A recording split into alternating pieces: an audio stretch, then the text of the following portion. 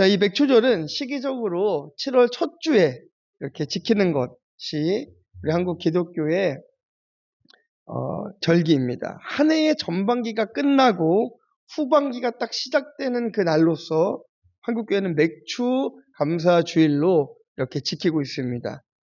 혹은 이제 오순절, 77절이라고도 불리죠. 이 히브리인들의 전통적인 절기인데요. 보리와 봄의 추수가 이루어진 직후에 행하던 절기이기 때문에 맥추절이라 부르기도 하는 것입니다. 그러나 이 절기라는 것은요, 이 날짜나 이런 절기의 어떤 모양보다는 더 중요한 것이 무엇이겠습니까? 그 절기의 의미가 중요합니다. 조금 이제 삐뚤어진 시선으로 보는 사람들은 이렇게 얘기하시는 분들도 있어요. 한국 교회가 이렇게 절기를 많이 지켜놓은 이유가 헌금을 많이 걷기 위해서다. 이런 분들도 계십니다. 그래서 어떤 교회들은 막 절기를 없애기도 해요.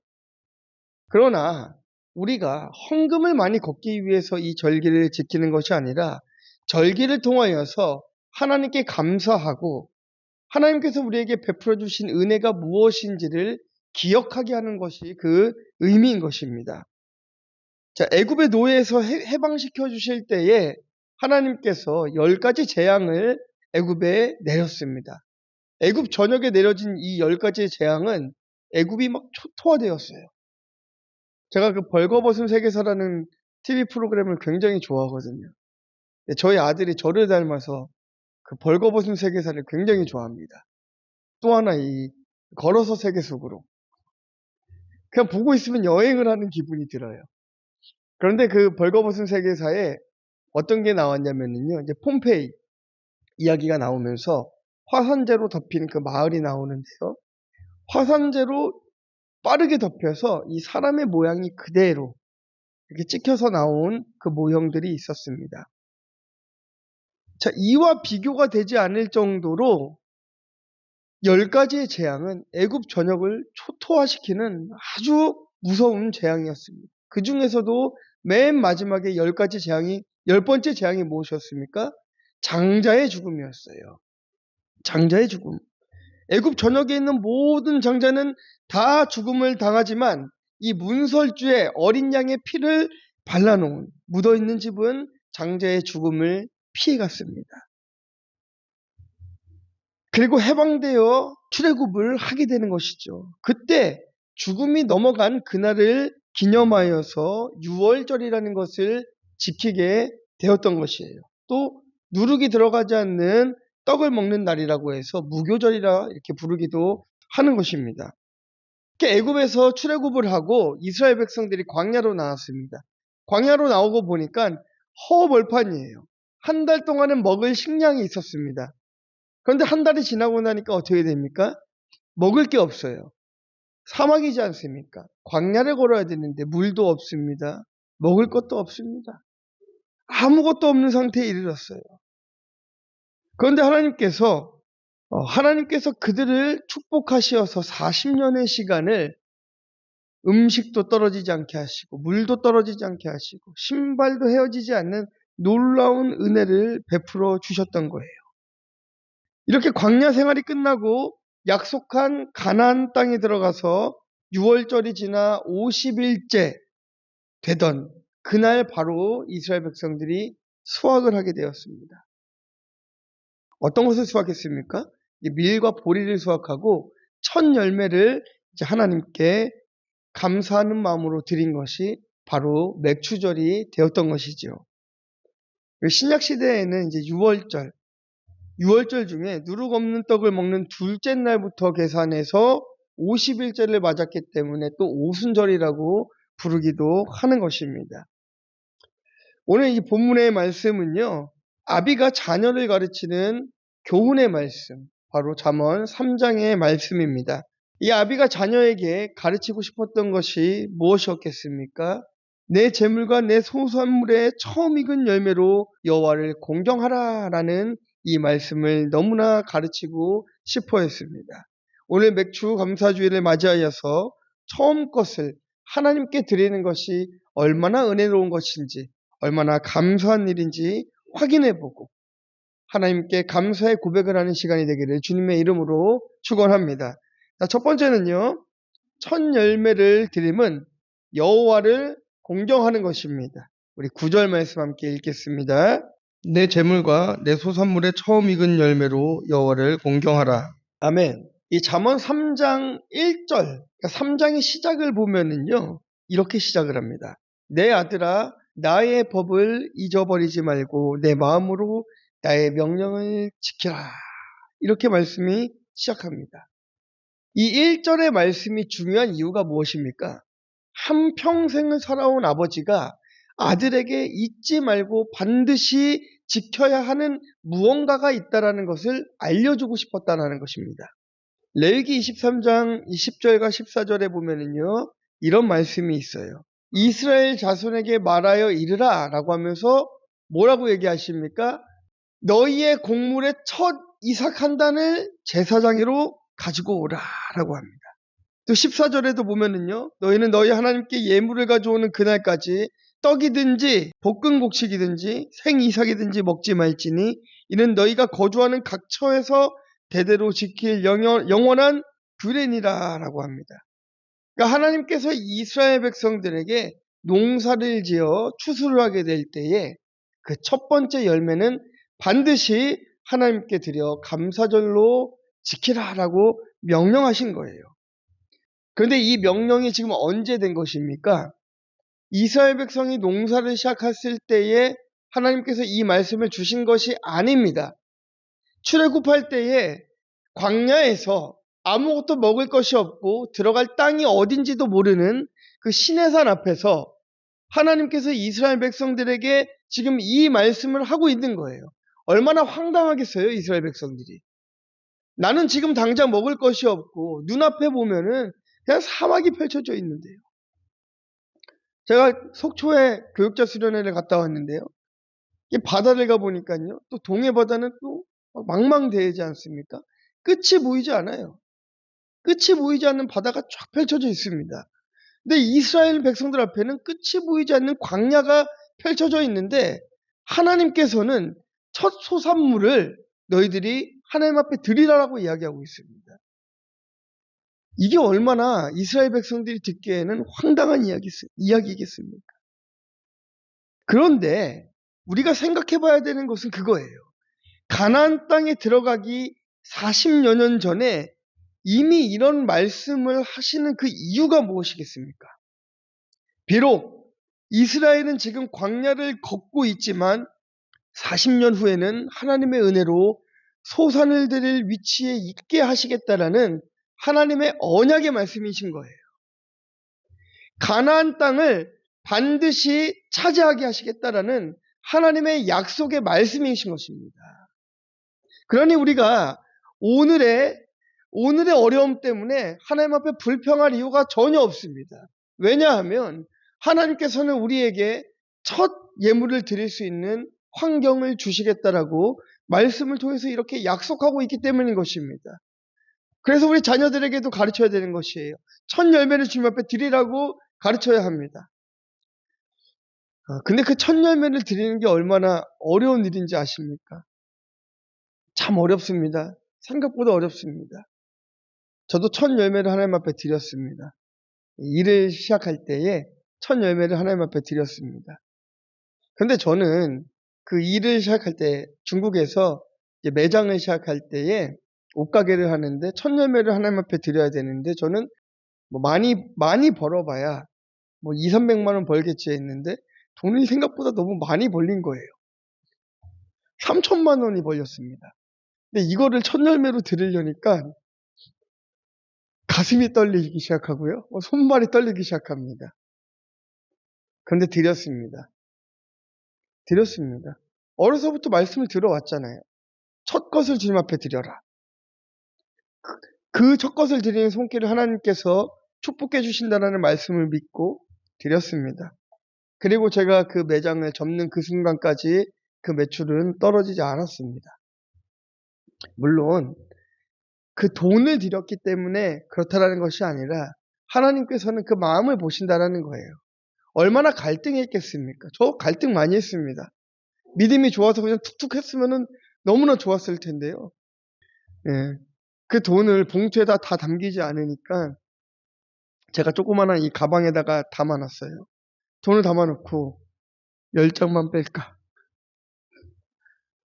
2장만 더 뺄까?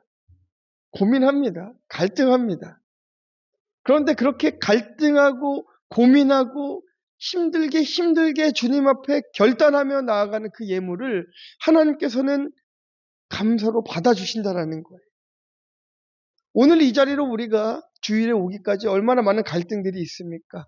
아침에 조금만 더 잘까? 오늘은 좀 쉬면 안 될까? 그 갈등을 이기고 오는 성도들을 축복해 주신다는 거예요. 오늘도 내가 11조 예물을 드려야 하는데 내가 이 예물을 드림으로 인하여서 내 생활이 공고해지지는 않을까? 고민하고 갈등하면서 드리는 그 예물을 하나님께서 기뻐 받아주신다는 것입니다. 우리가 이 땅을 살아가고 있기 때문에 우리가 감사로 다 드리고 싶지만 때로는 이게 부담이 될 때도 있고 시험이 될 때도 있습니다. 하지만 우리는 그 시험을 이기고 통과하여서 주님 앞에 반드시 나와야 하는 것입니다. 이스라엘 백성들에게 기억되는 첫 번째 전투가 있습니다. 그것은 바로 여리고 전투였습니다. 근데 이 여리고 전투는요, 좀 비밀이 있어요. 이스라엘 백성들이 이 여리고 전투를 이길 수가 없는 전쟁이었습니다. 왜냐하면요, 하나님께서 이 이스라엘 백성들이 전쟁을 나가기에 앞서서 남자들을 할례를 시켰어요. 지금으로 말하자면 포경수술이잖아요. 할례를 시켰습니다. 그리고 전쟁을 나가라고 합니다. 이길 수 있겠습니까? 백전백패입니다. 불가능한 싸움을 하라는 것입니다. 그런데 이스라엘이 어떻게 했습니까? 그 약속의 말씀을 믿고 여리고성을 돌면서 마지막 7일째에 소리를 지르니까 여리고성이 무너져 버렸습니다.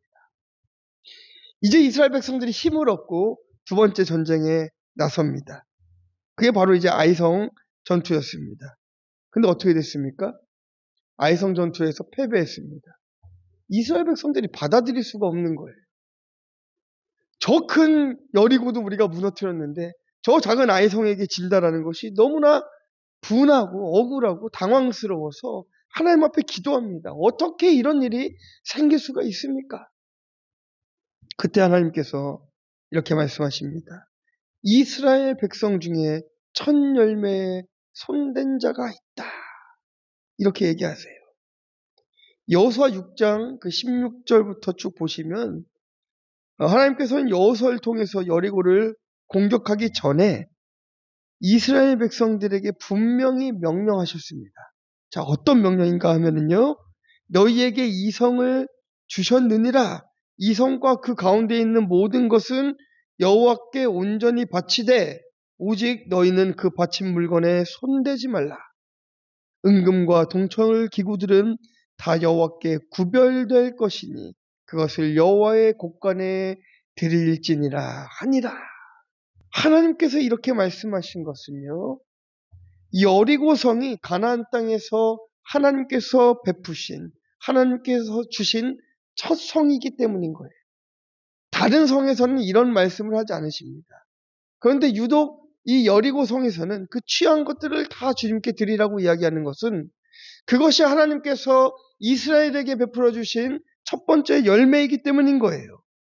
그런데 언제나 하나님의 말씀을 소홀히 여기는 자들이 어디에나 있듯이 이 이스라엘에도 아간이라는 자가 있었습니다. 아간.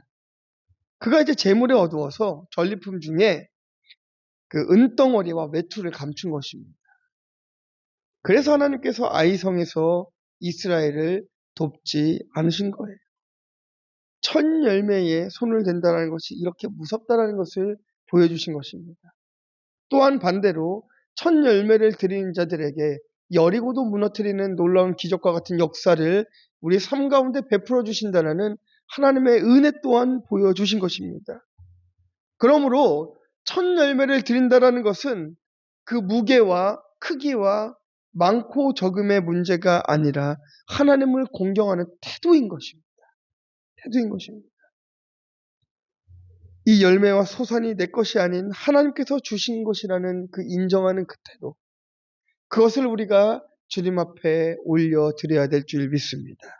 잠언 3장의 아버지는 아들에게 첫 것을 하나님께 드리며 아들의 삶을 하나님께 드리기 원하는 간절한 심정으로 아버지는 아들에게 첫 열매를 주님께 반드시 드려라라고 이렇게 권면하고 있는 것입니다.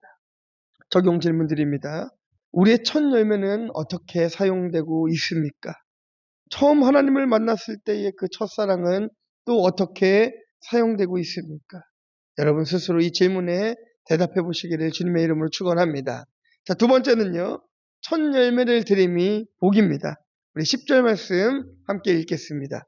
그리하면 내 창고가 가득히 차고 내 포도즙 틀에 새 포도즙이 넘치리라. 아멘. 이 첫 열매가 얼마나 중요하길래 잠언은 이렇게까지 큰 축복을 얘기할까요? 내 창고가 가득히 차고 내 포도즙 틀에 새 포도즙이 넘치리라. 이렇게까지 강조를 하고 있습니다. 에스겔도 48장 14절에 보면은요. 첫 것을 드리는 것을 구별된 것으로 이야기하고 있어요. 또 로마서에 보면은 바울은 첫 열매를 드리는 것을 거룩한 것으로 여기고 있습니다. 그러니까 첫 열매를 드려서 우리가 받게 되는 복은 세상과 구별되는 거룩을 선물로 받는다는 것이에요. 구별되는 것을 받는다는 것입니다. 이게 얼마나 귀한 복입니까? 잠언 3장의 아비는 솔로몬입니다. 솔로몬이 자신의 인생을 좀 돌아보니까 겸손하게 하나님께 듣는 지혜를 구했을 때에는 그 나라가 흥왕하였고 그 삶이 복됐었습니다. 그런데 반대로 어땠습니까? 욕심을 부리고 거룩하지 못했을 때는 자신의 신앙도 무너졌고 그 나라도 다 망해버렸어요. 솔로몬이 어떻게 왕이 됐습니까? 다윗이 솔로몬을 왕으로 세우라는 하나님의 명령을 지키고 있지 않았습니다. 다 늙어가지고 다윗이 이불 속에서 일어나지도 못하는 지경이 됐는데도 불구하고 솔로몬을 왕으로 세우지 못했어요. 왜냐면은요, 이 다윗에게도 좀 서름이 있지 않습니까? 반쪽짜리 왕이라는 정통적인 혈통이 아니라는 이 아픔이 있었는데 솔로몬도 어떻습니까? 밧세바를 통해 나온 자녀이기 때문에 아비와 같은 고통을 주고 싶지 않았던 것이죠. 솔로몬에게 이 왕위를 물려주지 못하고 있었어요. 그러니까 반대로 또 솔로몬이 그런 좀 서사가 있기에 사람들로부터 인정받지 못하고 있었어요. 보다 못해서 이 나단 선지자가 결국 이 다윗을 찾아가가지고 이제는 때가 되었으니 빨리 솔로몬을 왕으로 세우라 하니까 그때서야 다윗이 정신을 차리고 솔로몬을 왕으로 세웁니다. 솔로몬이 왕이 되고 보니까 할 게 너무나 많아요. 이 왕정을 한다는 것이 얼마나 복잡한 일이겠습니까? 그래서 첫 번째로 구한 것이 무엇이었습니까? 하나님 앞에 지혜, 듣는 마음을 구합니다. 원어로 보면 송사, 재판을 잘할 수 있는 마음을 달라고 구합니다. 왜냐면은요, 아버지 다윗이 하나님과 멀어졌을 때가 바로 이 재판을 소홀히 했을 때라는 것을 알았기 때문에 솔로몬은 우리 아버지의 잘못된 점을 답습하지 않으리라 생각하고 주님 듣는 마음을 주십시오 하고 기도하니까 하나님께서 너무 기뻐하시면서 이 솔로몬에게 지혜를 주십니다.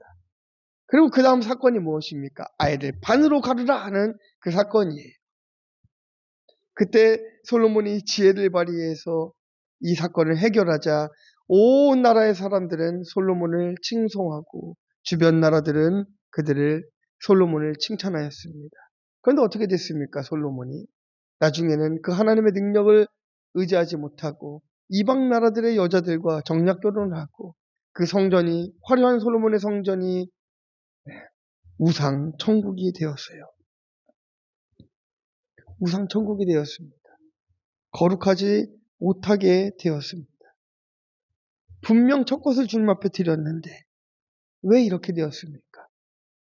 구별된 삶을 살아가지 못했기 때문인 것입니다.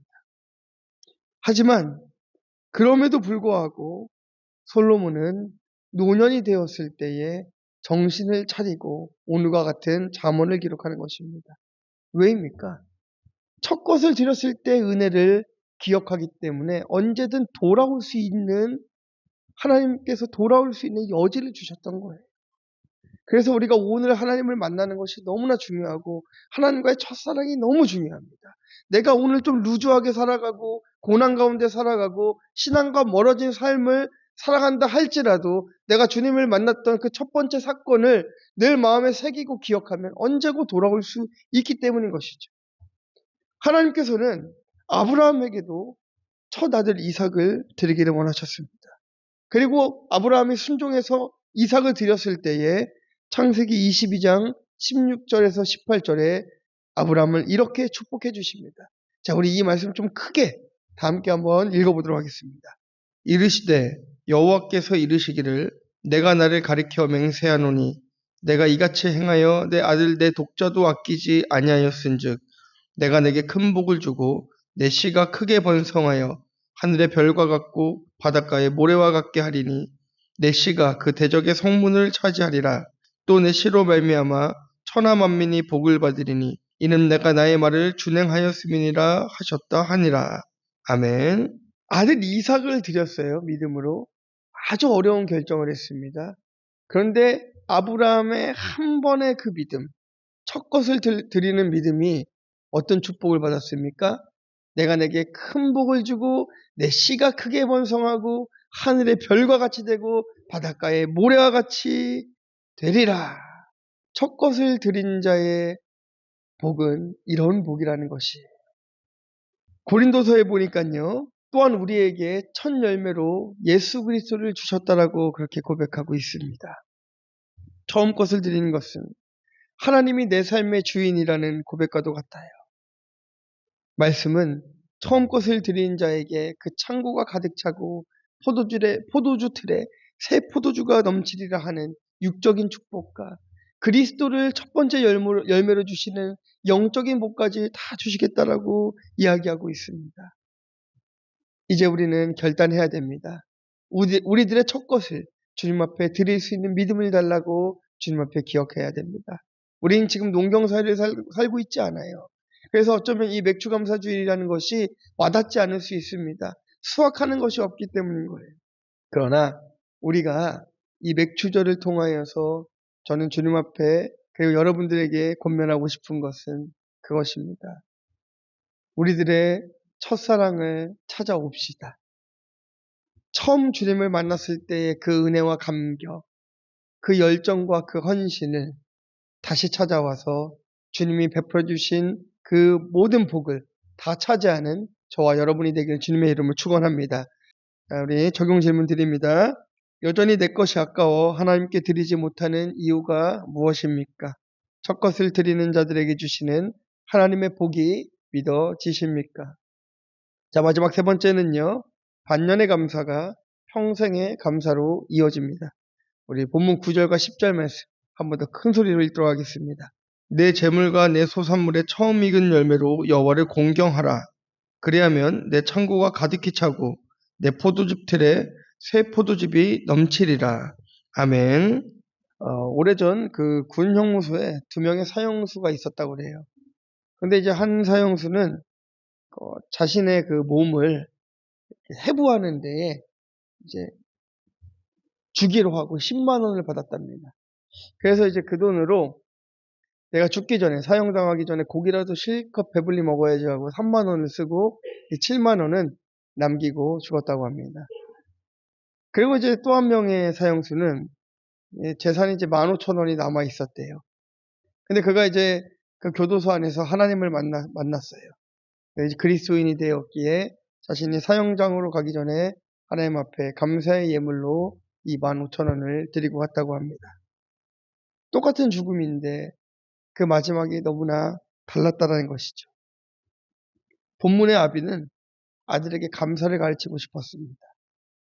이 15,000원을 주님 앞에 감사의 예물로 드리고 사형장에 끌려가는 그 사형수의 심정을 제가 생각해 보니 참 마음에 두 마음들이 있었을 것 같아요. 그래도 천국에 갈 수 있다라는 소망과 그동안 내가 지었던 죄를 주님 앞에 고백하는 두 마음을 가지고 사형장에 임하지 않았겠습니까?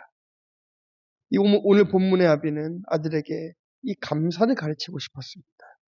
단순히 첫 열매를 받으면 복을 받는다라는 메시지를 전해주고 싶었던 것이 아니라 첫 것을 드려 감사하는 사람은 평생 하나님께 감사할 수 있다는 것을 가르치고 싶었던 것 같습니다. 저도 저희 아들과 저희 딸에게 이것을 가르칠 거예요. 아빠는 첫 것을 주님 앞에 드렸어.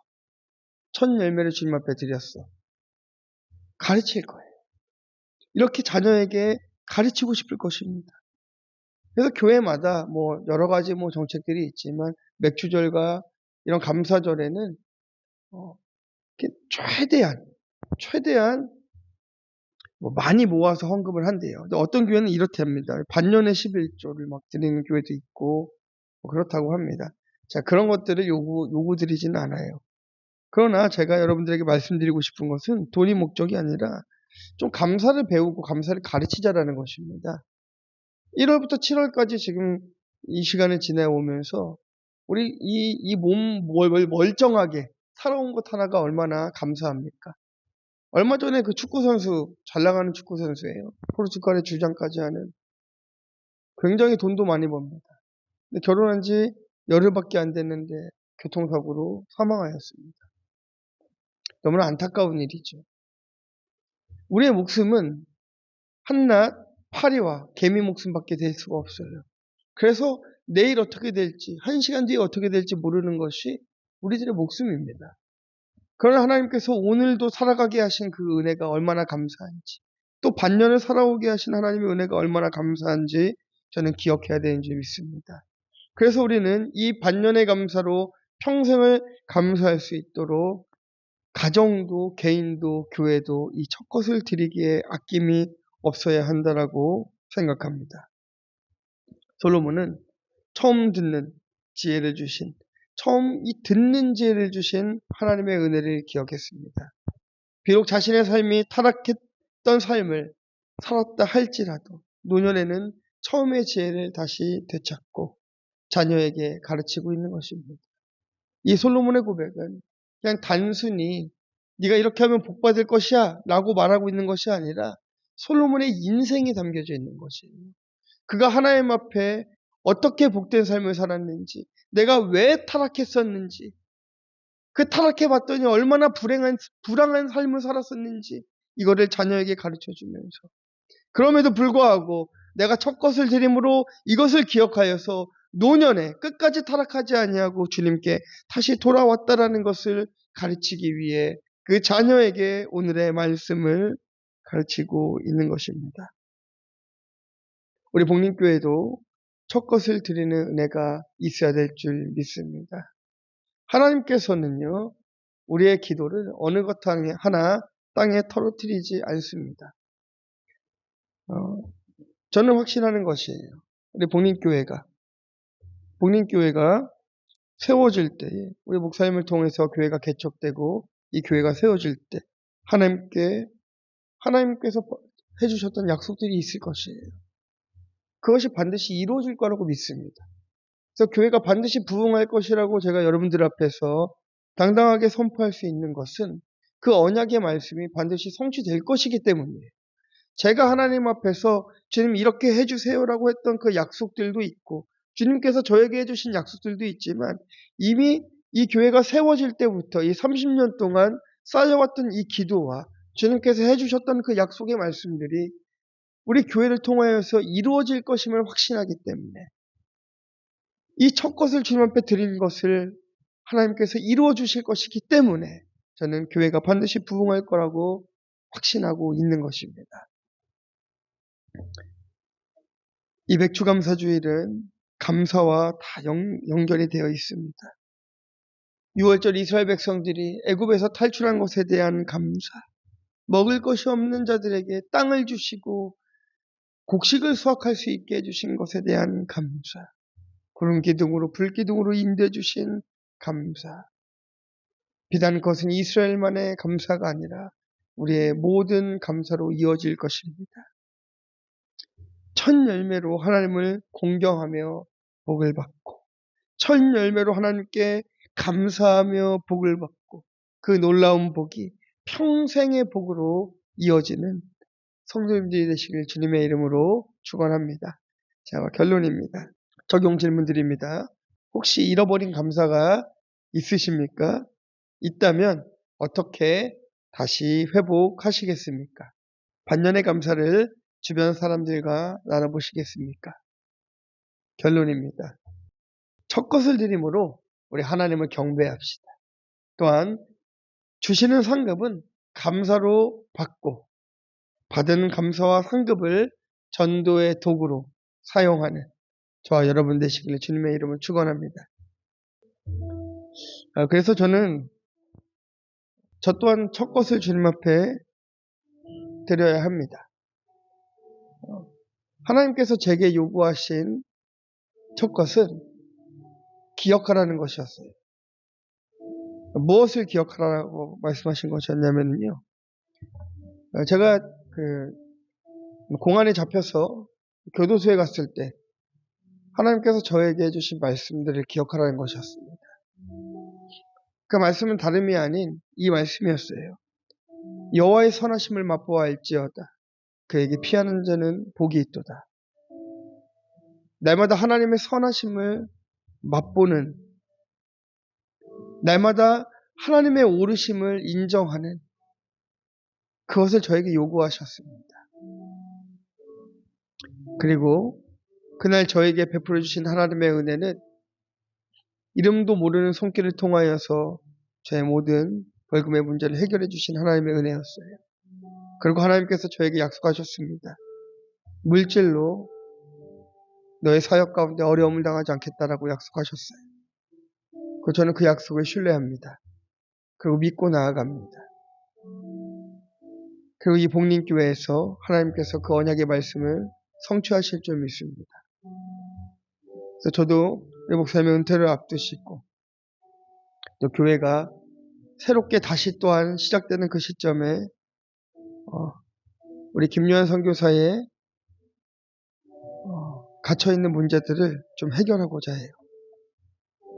하나님의 은혜로 그렇게 될 줄 믿습니다.